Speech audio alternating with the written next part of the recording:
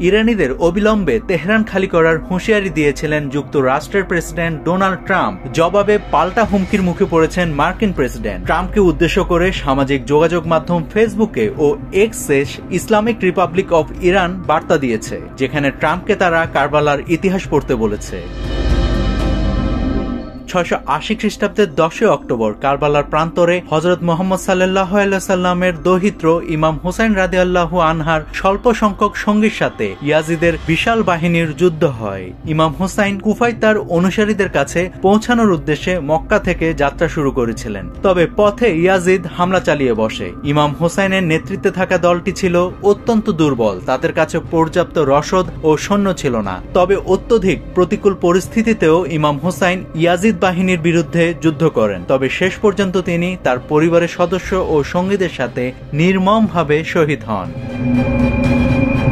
কারবালার যুদ্ধ মুসলমানদের জন্য অত্যন্ত গুরুত্বপূর্ণ।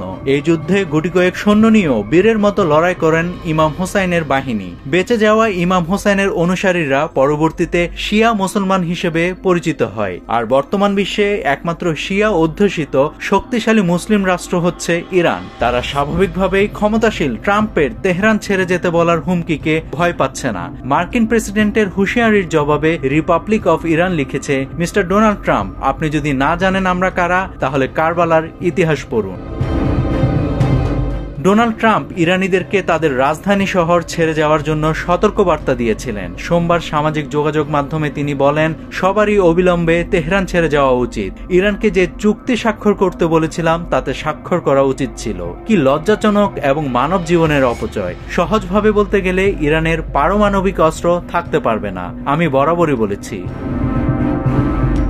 ট্রাম্পের এমন বক্তব্যের পর ইরানের মিলিটারির ফেসবুক ও ইসলামিক রিপাবলিক অফ ইরানের এক্স আইডি থেকে এমন পোস্ট করা হয়েছে বলে ধারণা করা হচ্ছে।